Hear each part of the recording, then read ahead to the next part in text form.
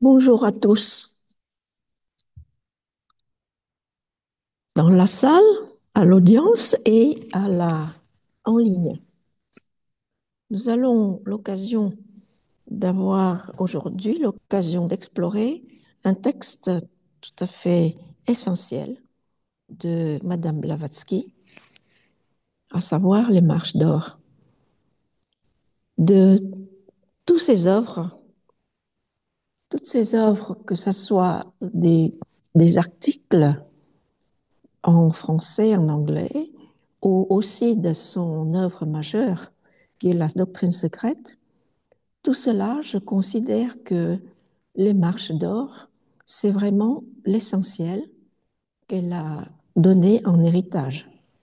C'est pour cela que je considère ce texte très important à connaître, à étudier, à faire une base de nos réflexions avant toute chose. Et je pense que c'est un résultat tout à fait naturel quand on commence à réfléchir sur l'œuvre de Blavatsky et quand on commence à étudier sérieusement. Peut-être qu'avec la publication par la suite, on vous donne aussi le texte en PDF en même temps, mais là, on n'a pas le temps de faire une image pour projeter, mais je vais vous lire l'ensemble et on va essayer d'analyser et réfléchir ensemble.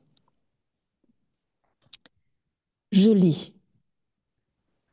Une vie propre, un esprit ouvert, un cœur pur, une intelligence éveillée, une perception spirituelle non voilée, un amour fraternel pour tous, l'empressement à donner et à recevoir conseils et instructions, une reconnaissance loyale de notre devoir à l'égard de l'instructeur, une prompte obéissance au commandement de la vérité, une courageuse endurance de l'injustice qui nous frappe personnellement, une vaillante déclaration de nos principes, une énergique défense de ceux qui sont injustement attaqués et une attention constamment tournée vers l'idéal de progrès humain et de perfection que décrit la science sacrée, telles sont les marches d'or que l'étudiant peut gravir pour s'élever jusqu'au temple de la divine sagesse.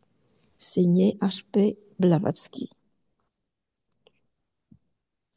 C'est le texte légué par HPB aux générations suivantes parmi les théosophes. Et nous allons essayer d'analyser, réfléchir, et on constate qu'en lisant pour la première fois, en fait, les marches d'or se composent de trois parties. Et c'est très très bien déjà commenté par deux auteurs, un qui est américain, qui est Sidney Cook, et l'autre c'est Madame Danielle Audouin, que je vous recommande d'avoir ces deux livres, au moins l'un des deux, pour avoir chez vous. C'est comme le format est petit, vous pouvez le lire n'importe où. On peut constater qu'il y a trois parties dans ce petit texte, d'ailleurs que nous allons examiner ensemble en trois sessions.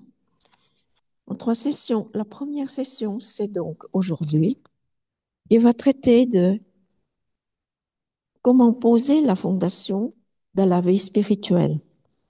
Et puis, les deux autres parties, on va aussi explorer comment harmoniser les relations avec soi-même, avec les autres. Puis la dernière partie, comment faire face aux difficultés de la vie. Difficulté veut dire tous les défis qui nous arrivent à cause de notre propre karma dans le passé. Alors donc aujourd'hui, on va explorer cette première partie, poser les fondations de la vie spirituelle. Alors cette partie-là consiste en des choses très simples apparemment. Je vous lis, une vie propre, un esprit ouvert, un cœur pur, une intelligence éveillée, une perception spirituelle non voilée. Voilà, c'est la première partie qui est comment on fait pour poser les fondations. Selon les auteurs, on peut aussi inclure un dernier facteur qui est un amour fraternel pour tous, mais je garde ça pour après parce que c'est suffisamment à commenter aujourd'hui. Donc, une vie propre, un esprit ouvert, un cœur pur, une intelligence éveillée, une perception spirituelle non voilée. Tout cela, on peut dire que ce sont des fragments séparés, mais en fait, toutes les marches d'or doivent être considérées, examinées dans son ensemble. Et il va sans dire que chaque fraction de cette partie, comme les autres, doit être considérée à la fois séparément comme un élément constituant de l'ensemble des marches d'or, mais aussi qui constitue une marche d'or de toutes les marches, c'est-à-dire une sorte d'escalier qui nous fait gravir pour arriver au but final qui est la sagesse divine. Alors, c'est quoi une vie propre? Un esprit ouvert et un cœur pur. Les trois choses vont ensemble. Vous savez, la notion de propreté, ça dépend aussi des niveaux de compréhension et des niveaux d'existence. Il y a une lettre des Mahatmas, qui sont les vrais fondateurs de la société théosophique, qui dit qu'en fait, la propreté n'est pas extérieure et qu'à l'époque, c'est-à-dire ça monte à 150 ans, il n'y a pas de prison au Tibet et que malgré le fait que les Tibétains ne sachent pas l'utilisation du mouchoir, que KH appelle le morceau de batiste, enfin, c'est une sorte de coton à l'époque. Hein. C'est très fin, c'est comme du lin aujourd'hui, mais c'est du coton. Et en fait, c'est le mouchoir qui se multiplie par la suite comme une sorte aussi de signal de la classe sociale. Et après, cela, avec l'abolition des choses et la vulgarisation des choses, le mouchoir a disparu dans notre culture pour se faire remplacer par des Kleenex, parce que ça se jette. Hein.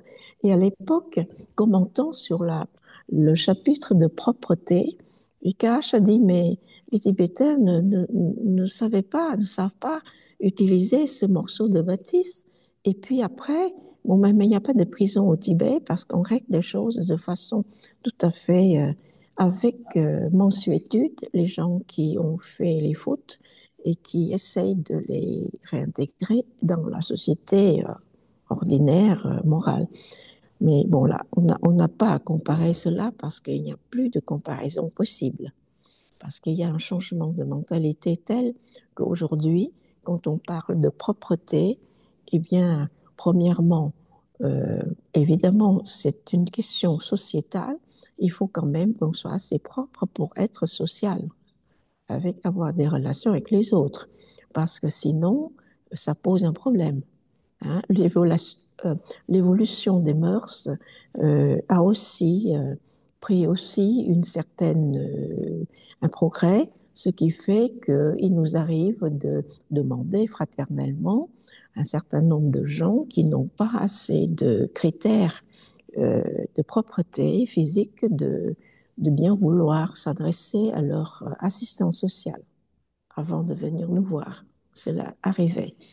Mais donc, la question de propreté physique externe, bien que cela ne soit pas essentiel, compte. Compte dans les relations, compte avec soi-même, parce que nous savons très bien qu'au niveau magnétique, quand on n'est pas propre physiquement, on attire aussi des éléments très, très, très. Premièrement, on parle pas de magnétisme, on parle d'hygiène. On attire des bactéries, des virus, des champignons invisibles, et puis on continue des maladies qui fait une sorte d'irresponsabilité au niveau social. hein. Aussi, on est source d'infection pour les autres, ce n'est pas très responsable. Donc, cela pose une question importante, bien que pas essentielle. Mais alors, la question essentielle qui va suivre est beaucoup plus, euh, pour nous, nous interpelle beaucoup plus cette propreté intérieure. Propreté de quoi? Propreté de la pensée, des émotions, des intentions. Parce que l'intention compte beaucoup au niveau spirituel. On peut faire des erreurs dans la vie, on peut faire des fautes, mais si l'intention est bonne, cela indique que on ne peut pas faire la même faute et la même erreur deux fois. On fait une chose, on se réexamine et on doit dire que cette intégrité morale nous oblige à réfléchir sur cela et de se réformer. Et d'ailleurs, la réforme de soi, c'est l'un des piliers de l'enseignement de Confucius, le sage chinois.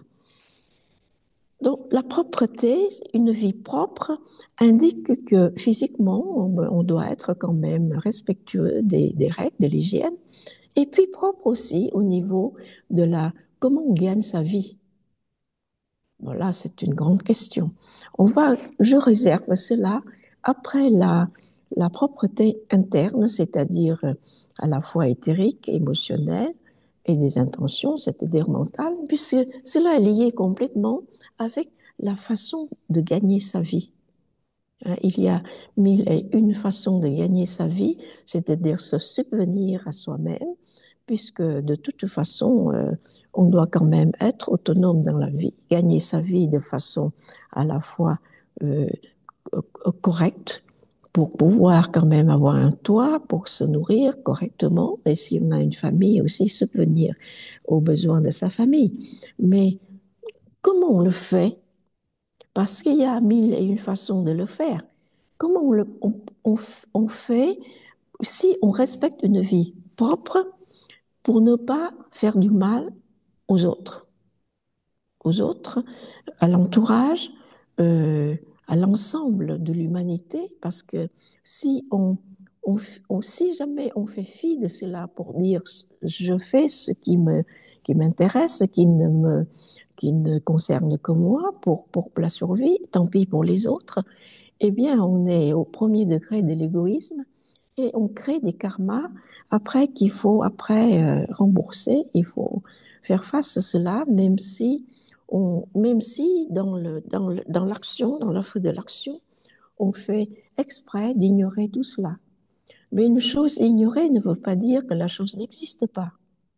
Et en général, le facteur mental qui est illusoire fait que l'être humain préfère croire à des choses virtuelles qu'à des choses réelles.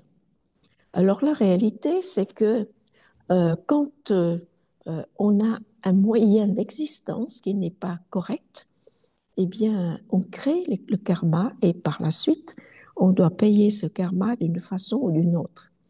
Étant donné que la vie va continuer après notre mort, hein, et c'est un flux continuel de la conscience qui doit prendre forme selon nos actions et les tendances laissées après notre mort, créées par nos propres actions.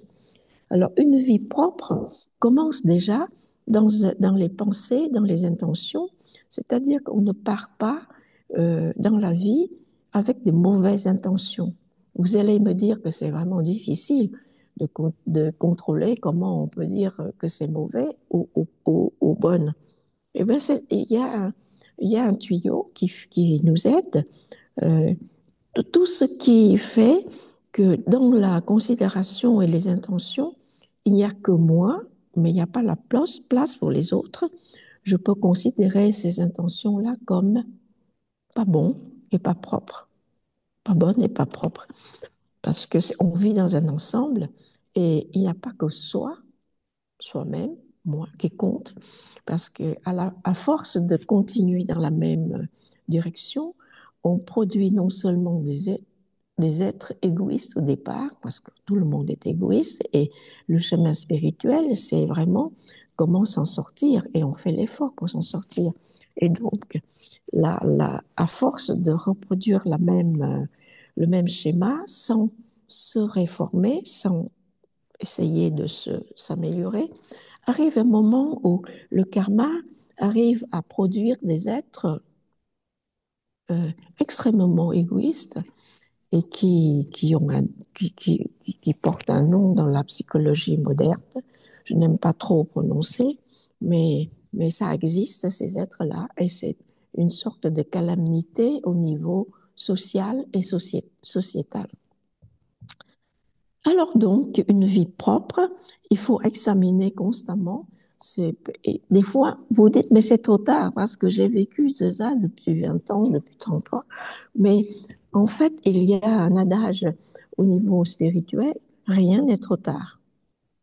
Rien n'est trop tard parce que là, l'apprentissage commence là où on prend conscience qu'il faut se réformer. Cela veut dire que à la question quand est-ce que je peux commencer ma vie spirituelle, eh bien, immédiatement quand vous posez cette question, cela veut dire que vous avez ressenti la nécessité de faire des réformes et de vous transformer et de vous améliorer.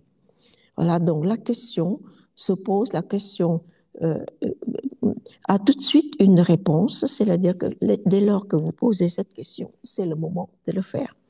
Alors, une vie propre, il n'y a pas de retard du moment où on se pose la question, on peut se réformer.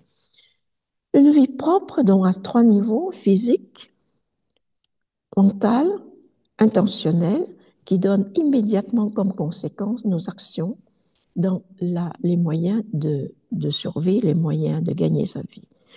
Et puis, la suite, c'est un esprit ouvert. Immédiatement aussi, vous savez que c'est lié, quand on dit une vie propre, l'esprit ouvert arrive parce qu'on ne se rend pas compte qu'on vit avec des préjugés, plein de préjugés. On dit, voilà, celui-là, il est parce qu'il est. Bon, c'est pour ça que tous les fléaux, je dirais, au niveau mental, euh, sévissent encore aujourd'hui par des croyances et des idées fixes qui se gardent pendant des générations parce que, au nom de la tradition mal comprise, donc un esprit ouvert, c'est avoir la capacité de flexibiliser du mental pour réexaminer tout ce que nous avons cru et qu'il y a des croyances selon les traditions. Cela ne veut pas dire qu'on jette toutes les traditions à la poubelle, parce qu'il faut quand même garder le bébé, mais on jette que l'eau sale et l'eau du bain. Mais alors le bébé, le discernement qui nous permet de définir quel est le bébé à garder. Parce que cette vision-là aussi nous permet ou nous falsifie aussi parfois quand on n'a pas assez de discernement de définir le bébé aussi comme des croyances figées et dogmatiques. Eh bien, dans ce cas-là, l'esprit ouvert est tout à fait indispensable pour distinguer et pour arriver à cette conclusion d'abord que nous sommes tous des humains avant d'être définis par autre chose. Les caractéristiques qui viennent après le caractère d'être humain sont secondaires. On est d'abord essentiellement humain et tout le reste, que ce soit plus intelligent, plus crétin, plus ou moins avec des ethnies différentes, avec les choses, ça c'est secondaire. Et donc avoir l'esprit ouvert, c'est apprendre à avoir cette capacité à venir à l'essentiel, mais pas rester sur la superficie pour faire ses conclusions. Et puis, euh, un cœur pur. Un cœur pur. Un cœur pur, vous savez, quand on regarde un enfant jouer ou raisonner, vraiment, on est charmé. On est vraiment. On trouve que c'est délicieux de les voir comment ils agissent et comment, avec cette innocence. L'innocence, c'est ce cœur pur qui ne fait pas de deal, qui ne fait pas de calcul, dans les actions, dans les pensées. C'est, vous allez dire que si on a un cœur pur, on peut être complètement manipulé par les autres et être exploité. Certes, mais enfin, si on a un cœur pur, mais qu'on a un discernement, c'est difficile quand même de manipuler un tel être. Le cœur pur, c'est au plus profond de soi-même, il n'y a pas de calcul. Déjà que l'esprit ouvert, on regarde, on raisonne, et dans le cœur pur, quelque chose de l'action vient toujours d'un mouvement spontané. Et cette spontanéité n'est pas de la naïveté. La différence entre les deux, c'est que la naïveté peut très très bien aussi se manifester dans un raisonnement euh, euh, immature, dans la spontanéité, parce que ça vient d'un cœur pur. Il n'y a pas de deal, de raisonnement, de calculation et de calcul. Dans ce cas-là, c'est tout à fait autre. Dans l'acte de don, de donner, il y a ce mouvement spontané du cœur pur. Le cœur pur, quand il donne, il donne. Il ne raisonne pas, est-ce que je veux, qu'est-ce que je peux avoir comme retour? Est-ce que l'échange est équitable? Parce qu'un don, ce n'est pas un échange. Alors, donc, dans la pureté du cœur, c'est absolument l'absence de motivation égoïste, mais l'absence de motivation tout court. Parce que toute motivation porte toujours une trace d'égoïsme. Alors, le cœur pur est là. Quand je disais que quand on observe euh, un enfant jouer, parler, même si vous pouvez euh, discerner des petits bribes d'essai, de raisonnement, il y a ce fond qui fait que le cœur, il est vraiment le maître du jeu parce qu'il n'y a pas de calcul, mais c'est surtout cela aussi euh, tout à fait entérine cet enseignement de base théosophique qui fait qu'un enfant qui est tout à fait avant un certain âge, ben, il n'a pas encore l'usage du mental, qui est la base de tous les calculs, des raisonnements. Mais le raisonnement, pour l'être humain, et tout être sensible d'ailleurs, commence avec un calcul. Hein, parce que c'est le. Mais il faut arriver vite à larguer cela et lâcher prise pour arriver à cette innocence première. Mais avec l'enfant, donc, le mental euh, n'a pas encore incarné dans ces êtres encore à l'âge d'apprentissage, de prendre ce corps en main c'est comme un instrument, c'est vrai, c'est un instrument. Donc, le mental ne s'incarne pas encore, ce qui fait que toute, toute communication entre le centre interne de l'être, qui est l'enfant, et l'externe, qui est l'environnement, il n'y a pas d'écran d'intermédiaire. Il n'y a pas cet écran du mental d'intermédiaire, ce qui fait que c'est spontané. Alors, on vise cela, ce n'est pas la naïveté, parce que la naïveté, ça vient avec une absence de raisonnement, mais à partir de l'absence du mental, mais voulu. Parce qu'il y a des individus qui dépassent l'âge mature, mais qui restent très naïfs, et on ne peut pas dire que c'est pur. Hein, parce que dans cette naïveté, il y a toujours un mode de calcul, un raisonnement, un deal. Le deal, parfois le deal est naïf, on voit beaucoup sur la scène mondiale actuellement. Tout le monde essaye de rouler euh, les autres et tout le monde joue au poker menteur, ce qui fait que ce n'est pas du tout la naïveté, c'est un calcul mal euh, agencé, c'est tout. Alors, donc, ces trois éléments, une vie propre, un esprit ouvert, un cœur pur, c'est vraiment le fondement de quelque chose. C'est comme si on pose les fondations d'une maison. Sans cela, on ne peut pas lever, on ne peut même pas couler le plancher, le béton pour faire. Ce sont des phases premières de, si on veut évoluer spirituellement. Puis après cela, on peut arriver à cet élément qui est l'intelligence éveillée. Vous savez, la théosophie est très généreuse parce que, euh, d'après l'enseignement, comme on provient tous de, du divin, on ne peut pas dire qu'on est bête. Du moment où notre origine est divine, en principe, on est intelligent. On est intelligent, pas en principe. En vérité, on est intelligent.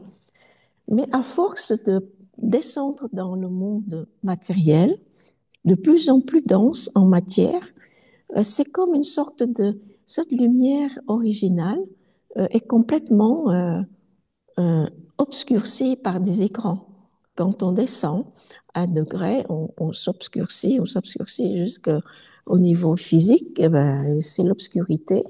Et il faut qu'on essaye de retrouver la lumière. D'ailleurs, cette curiosité au niveau du spirituel, on essaie toujours de sortir de ce monde matériel à 100%. C'est un signe que l'intelligence est en jeu. Sinon, on ne se pose même pas de questions, on ne poserait pas de questions.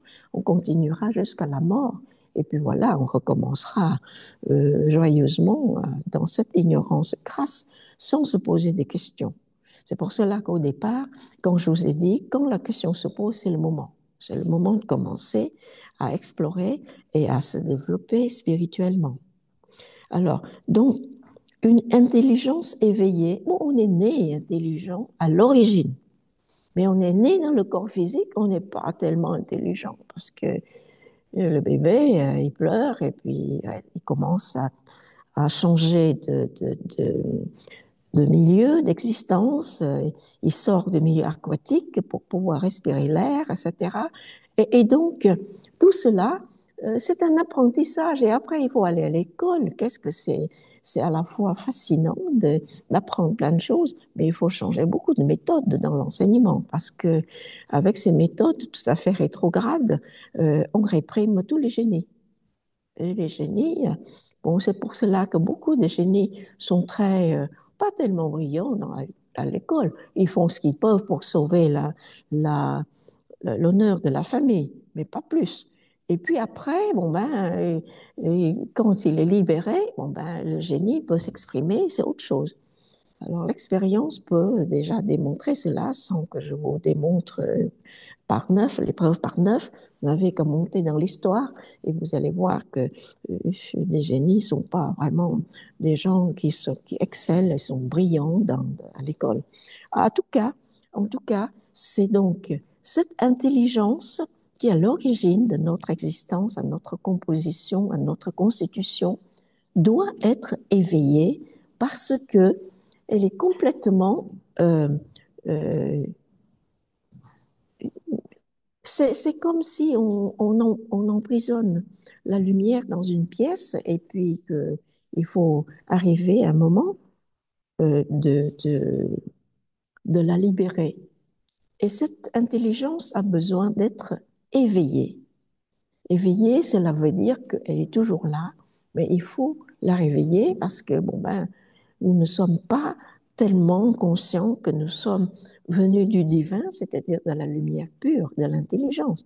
On est intelligent, mais à force de se réincarner comme ça, vie après vie, eh bien, on s'encrasse, et c'est comme un moteur qui n'est pas nettoyé, il faut nettoyer, et arrive un moment où on est complètement perdu dans le monde matériel.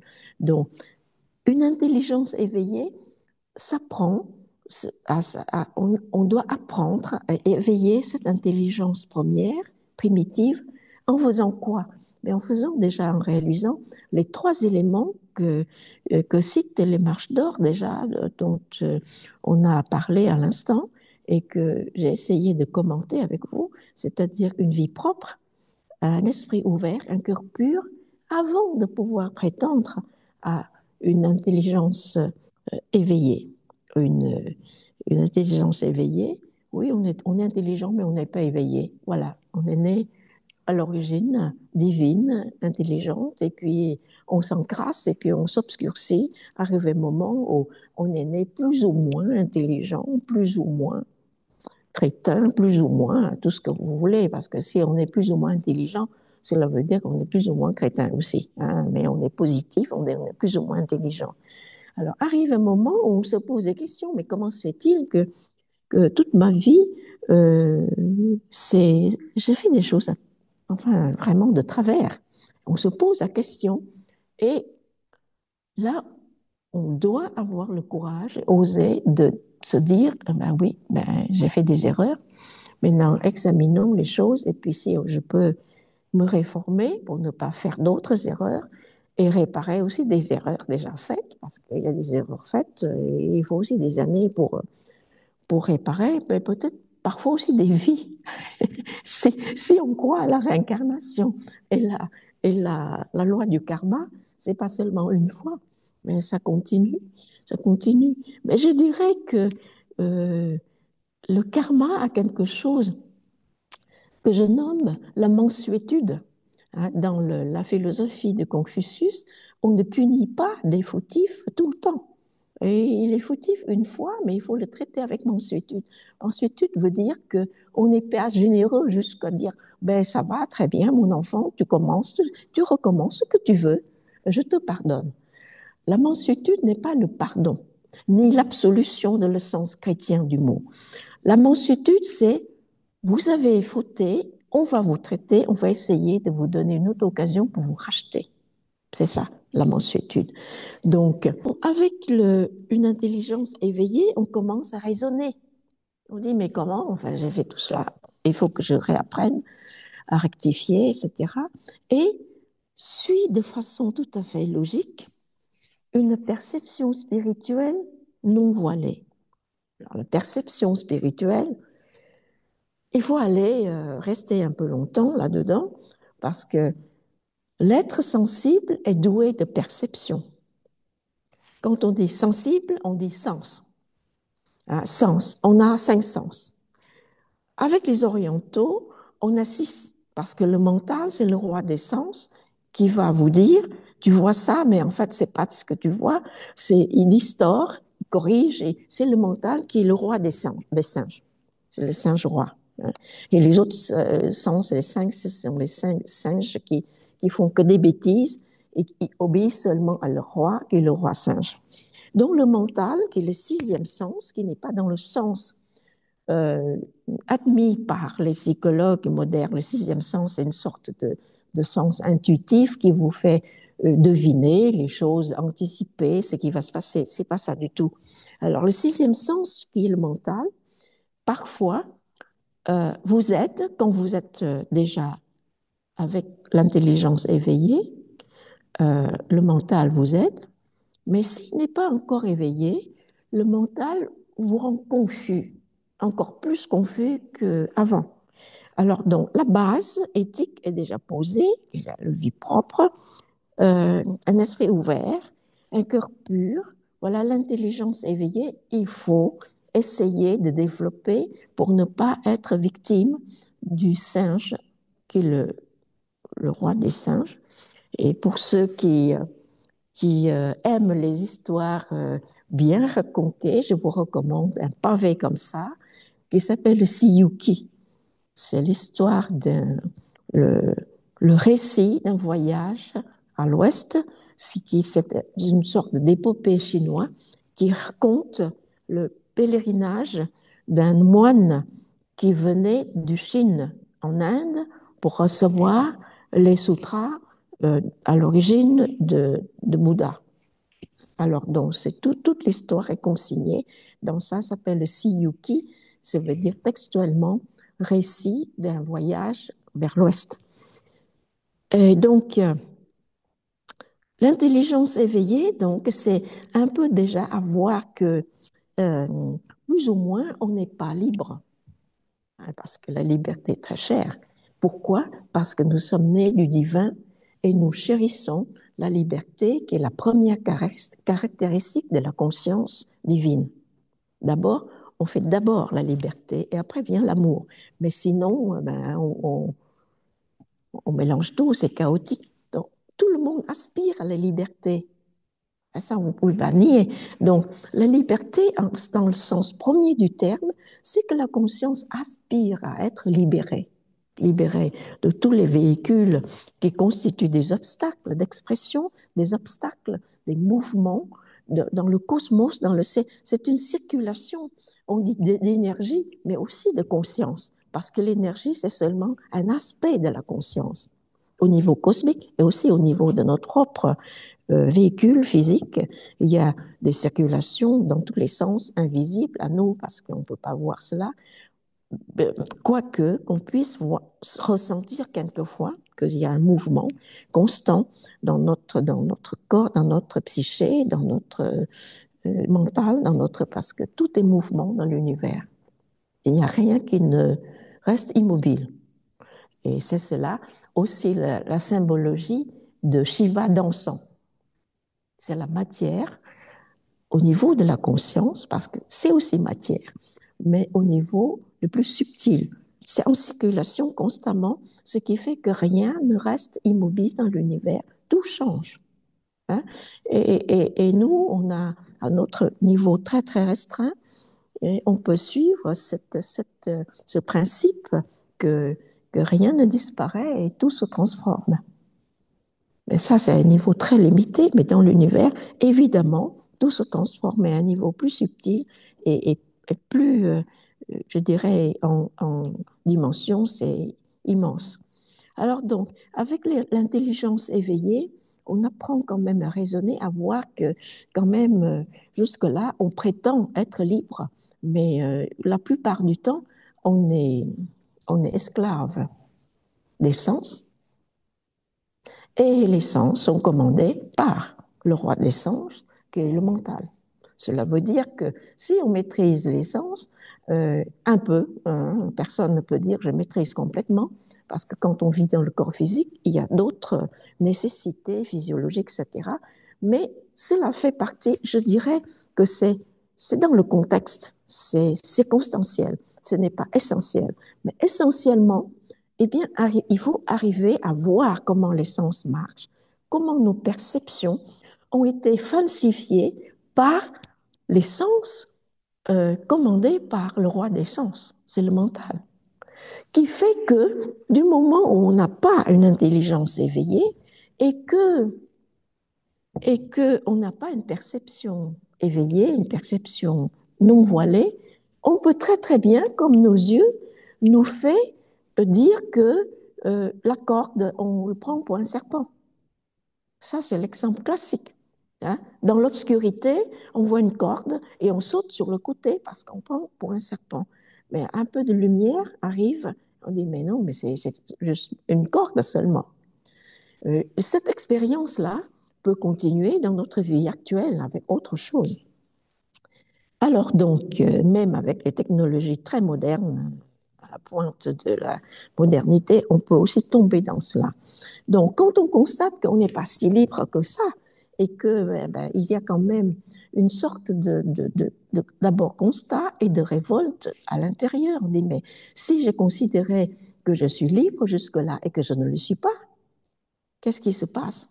Le bon sens veut dire que, il faut que je réagisse et que j'apprenne à améliorer cette perception. Et la perception physique, déjà, c'est une chose, mais la perception spirituelle, c'est quoi la perception spirituelle? La perception spirituelle, c'est apprendre à voir les choses telles qu'elles sont. C'est difficile parce que vous dites, si j'apprends à faire cela, apprendre à voir les choses telles qu'elles sont, eh bien, je ne vois pas cette bouteille d'eau comme une bouteille d'eau.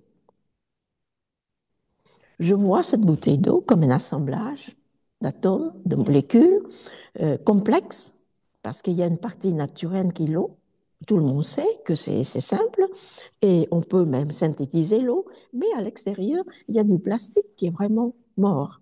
On dit que c'est mort, mais il y a toujours un échange entre la substance, soi-disant morte, avec l'eau, parce que le plastique n'est pas non plus plastique pur. Donc, etc., etc. Je vois ça, c'est déjà un point. Mais plus loin encore, est-ce que j'ai la capacité de voir les atomes? Je dis, moi, je ne peux pas, mais les gens évolués peuvent. Peuvent. La preuve, c'est que la Société théosophique a publié depuis un siècle déjà un livre qui s'appelle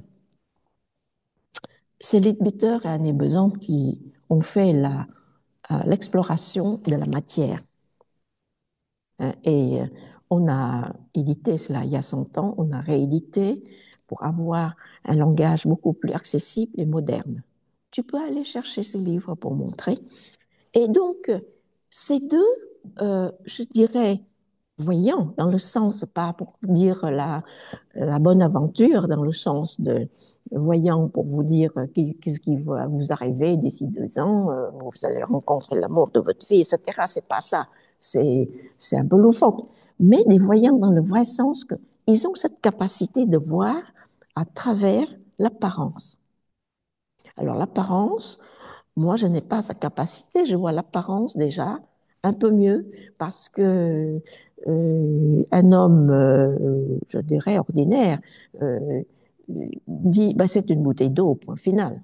Hein. Mais là, je dis non, c'est un contenant en plastique, matière morte, en principe, contenant des molécules d'eau qui sont indispensables à la vie, à notre vie, etc. Bon, c'est un peu plus loin. Mais plus loin encore, eh bien, dans ce livre-là que je vous recommande, si vous voulez aller dans le... Ça s'appelle La chimie occulte, publié il y a un siècle, mais réédité très récemment par nous le siècle dernier, il y a peut-être une quinzaine d'années. Et donc, les deux, voyons, ont vraiment concentré leur perception au cœur de la matière. Il décrit mais des choses. La première fois quand j'ai lu ça, j'étais à l'université. Évidemment, il y a une part de matérialisme dans mon être. J'ai dit, mais c'est quoi ça? Et puis, j'étais complètement absorbée par ce livre. J'ai dit, mais comment? Tout ce que je vois, tout ce que j'ai vu jusque-là, c'est pas du tout la réalité. Et en fait, c'est quoi la réalité? La question suivante. Et tout ça, c'est une question sans réponse pour nous.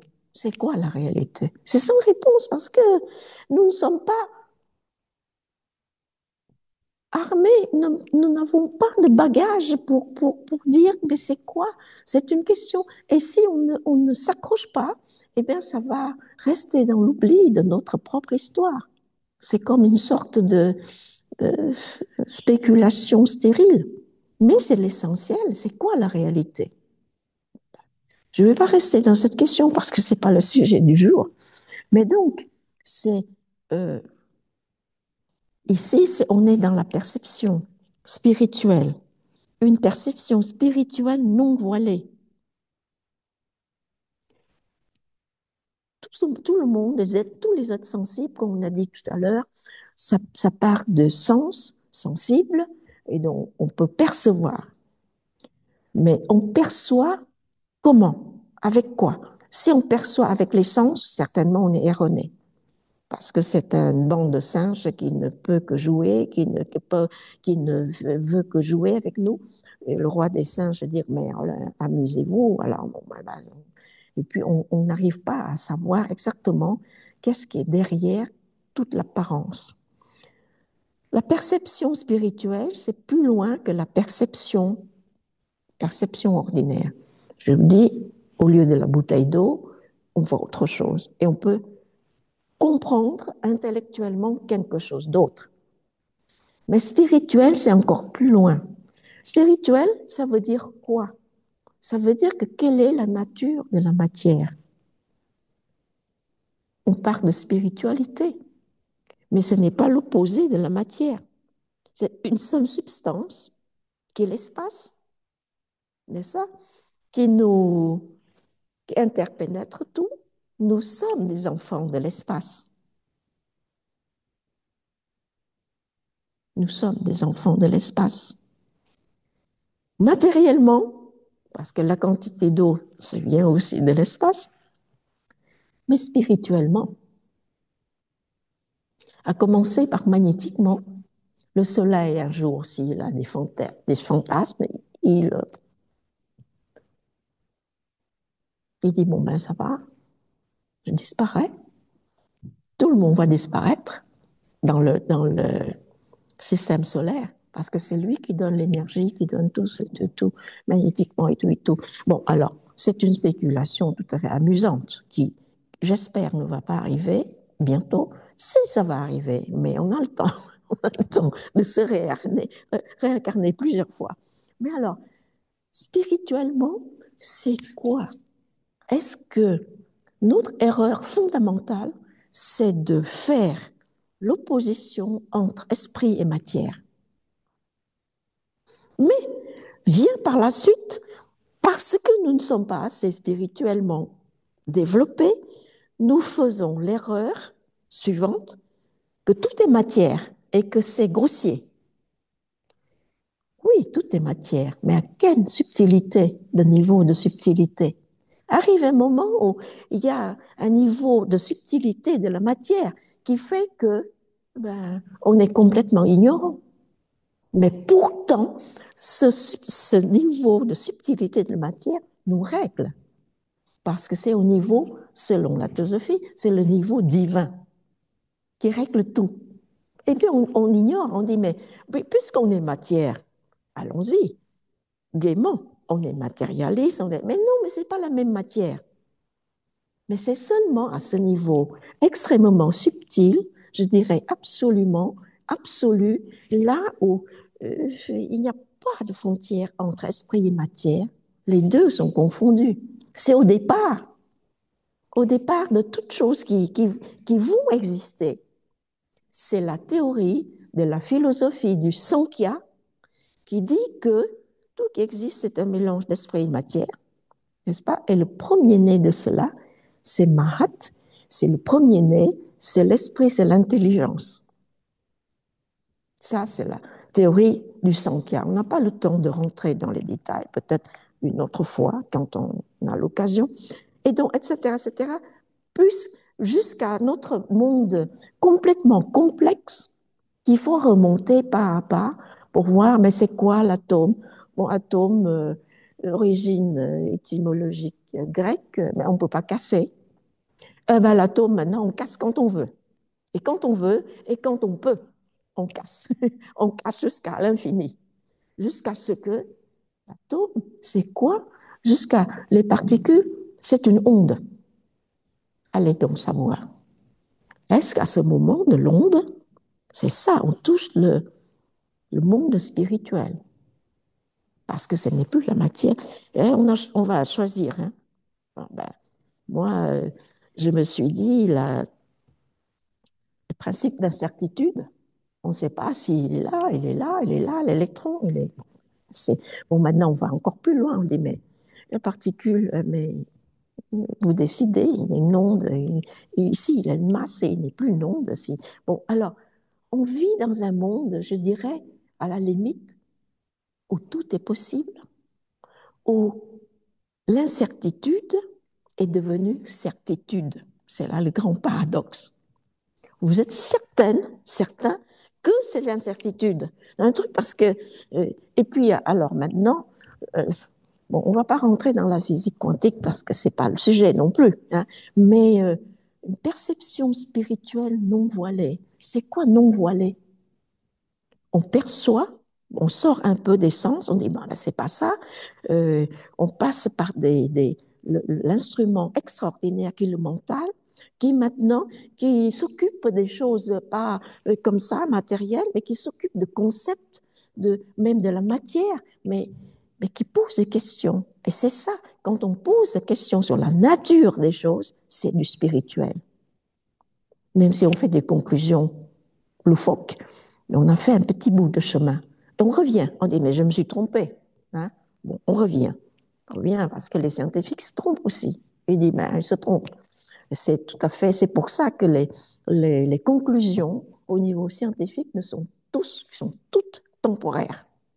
On les prend comme temporaires, sinon ben, on serait dogmatique. Hein. Alors donc, arrive un moment où on dit, mais ce que je vois, je ne suis pas sûre que c'est la réalité. ce que je crois, c'est pas la réalité non plus. Mais qu'est-ce que je suis finalement? C'est là, on touche à la question impossible.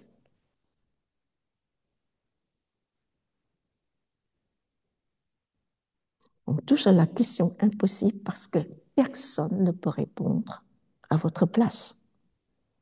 Et quand vous cherchez une réponse à cette question, qu'est-ce que la réalité? Que suis-je?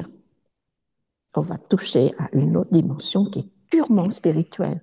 Parce que, évidemment, vous êtes constitué de matière encore, subtile, moins subtile, mais ça remonte au début.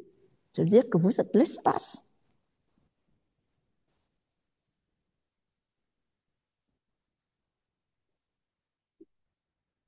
Une perception spirituelle non voilée, cela veut dire qu'à chaque fois que vous constatez quelque chose, que vous concluez quelque chose, il faut enlever comme un voile. Et, et ce sera sans fin. Parce que selon Gautama le Bouddha, qui est représenté derrière vous, voile après voile, tu trouveras un autre voile. Cela veut dire que le mystère est infini. Mais est-ce que c'est parce que le mystère est infini pour le moment, pour nous, que nous allons baisser les bras? Dans ce cas-là, nous renions nous-mêmes notre propre nature spirituelle qui est divine. Parce que ça, il faut qu'on marche, il faut qu'on avance. Parce que la nature veut que tout bouge, que la conscience évolue. C'est l'évolution qui est complètement intégrée dans notre système. Et si on dit, bon, ben ça va, je suis fatigué, je baisse les bras, on est contre ce courant de l'évolution. Bon, que tout ce que je dis ne crée pas de stress pour vous, parce que ce sont des choses naturelles qui se passent. Mais quand on prend conscience de cela, on a quelque chose à faire et il ne faut pas trop tarder.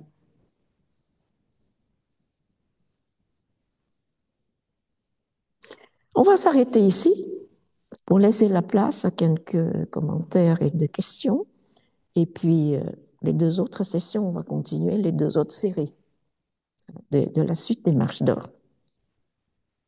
Oui, la question, c'est dans la citation une perception spirituelle non voilée. La question de la salle, c'est quoi cette voile, ce voile? C'est ça?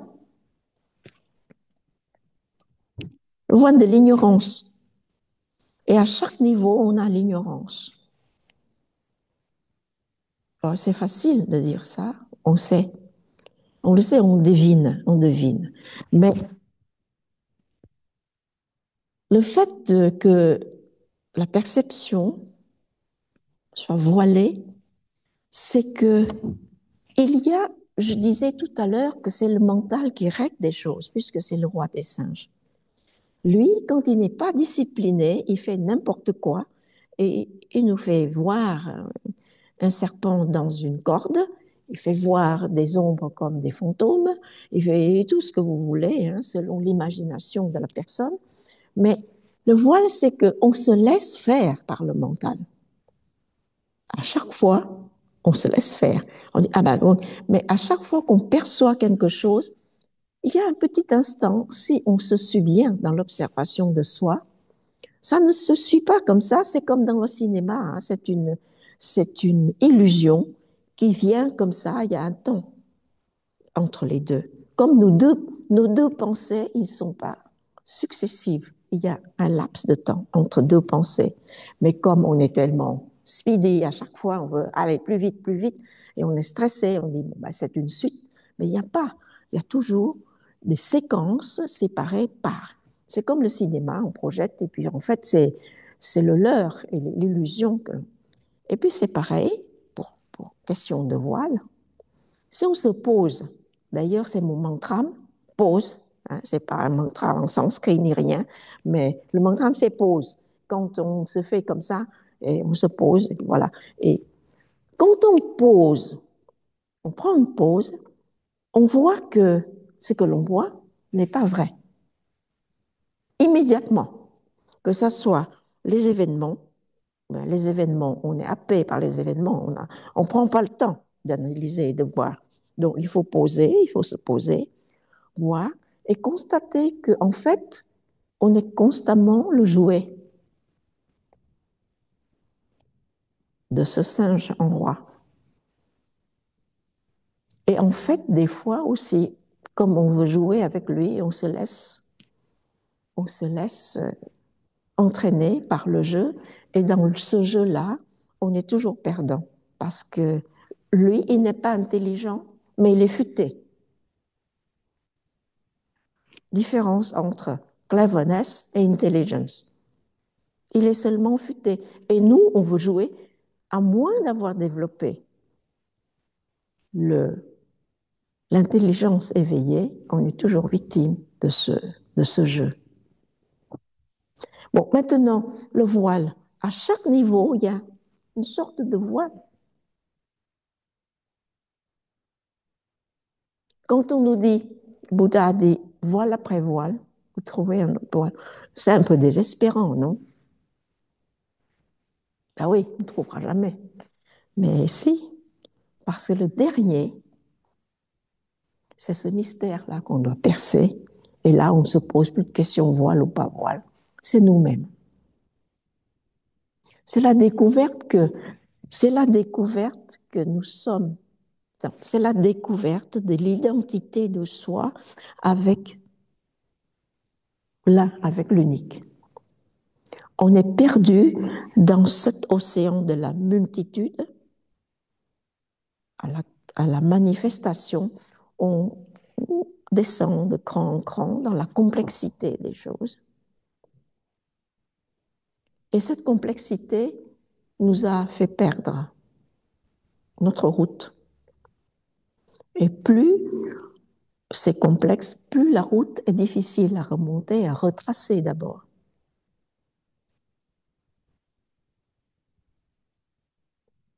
Chaque voile ne peut pas être enlevé si on ne constate pas qu'il y a voile. Si on dit que c'est très bien comme ça. Parce qu'en fait, c'est ce que Krishnamurti a dit de façon beaucoup plus directe. Il dit l'observation, c'est déjà l'action. Quand vous voyez que vous êtes tel, vous êtes libéré de cela. Mais il faut constamment renouveler cette observation correcte. Parce qu'on peut s'observer une fois correctement, et puis le reste, eh ben, on recommence les mêmes habitudes mauvaises. Et donc, on a perdu ce qu'on a gagné une fois.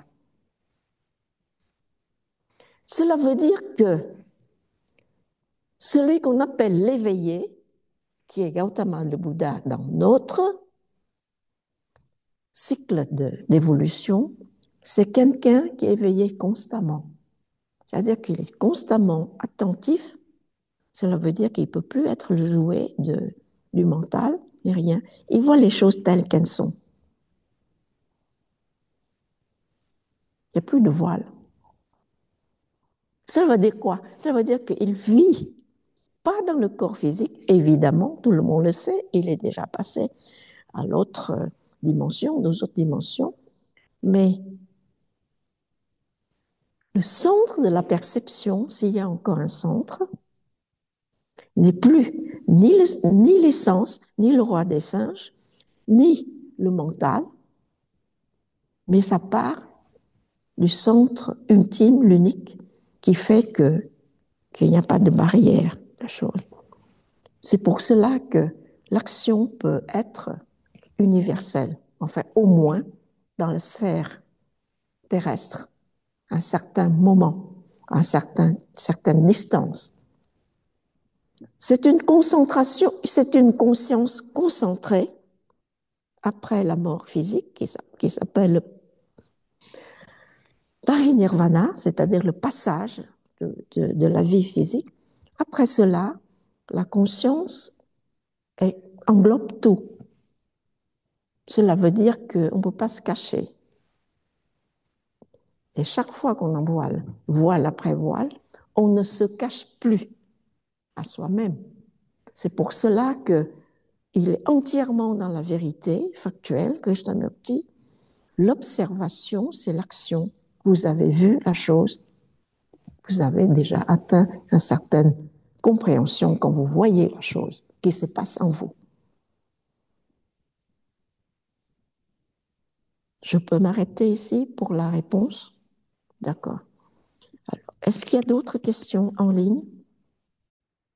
La question est, en ligne, l'intelligence du divin s'amplifie comment?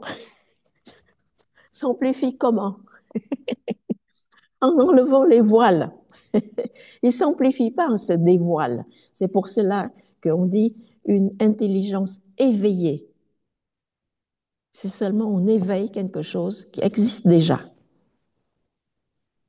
La question de la salle, c'est quel exercice on peut conseiller pour enlever les voiles. C'est ça. Je regarde l'autre question aussi, si ça se ressemble.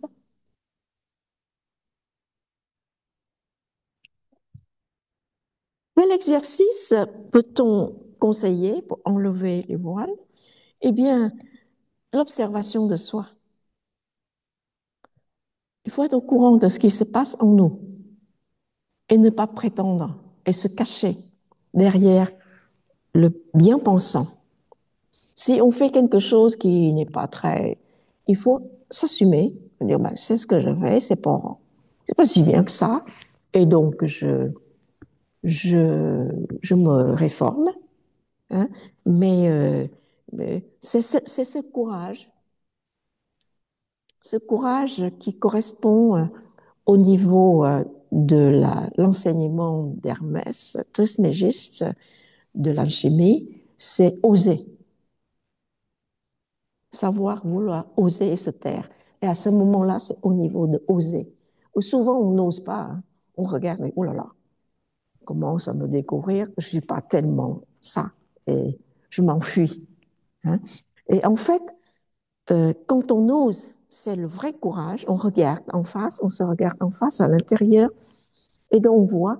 Et avec l'observation et cette pratique-là, à la longue, on voit qu'en fait, comme je disais tout à l'heure, les pensées ne défilent pas comme ça, comme une suite. C'est du cinéma, n'est-ce pas? Et le roi des sens et les sens nous font croire que c'est une suite, une histoire qui suit. Mais en fait, ce sont des scènes tout à fait, c'est une séquence des choses.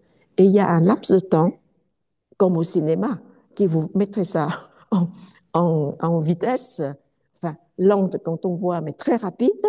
C'est très rapide, l'observation, très rapide. On voit qu'entre deux pensées en nous, il y a un espace-temps, où se passe beaucoup de choses. Et les yogis de la philosophie du yoga de l'Inde, le yoga royal, pas le yoga des exercices seulement, ils arrivent à observer l'espace-temps le plus infime qui n'arrive pas à être mesuré. Et il appelle cela de façon générique, parce que c'est pas mesurable, donc c'est générique. Il appelle ça charna. C'est un terme sanskrit que vous trouverez dans les ouvrages de yoga royal, le Raja Yoga, qui dit que bon, ben, c'est une suite de choses et vous n'êtes pas au courant. Ben, si je ne suis pas observatrice des choses, je pense que c'est une suite des choses et puis je laisse ma journée passer comme ça. Et en fait, il passe comme ça parce que c'est comme ça que les choses se passent. Et quand je me pose et après une action, d'ailleurs, il y a cette intelligence il commence à s'éveiller en nous quand on fait quelque chose qui n'est pas bien, il y a quelque chose comme un rappel. Repense, repense là. Et si on ne fait pas tout de suite, et on prend le temps, dans la soirée, on dit, bon, ben, peut-être que c'est mon comportement dans ces circonstances-là n'est pas très, ni élégant, ni correct, ni...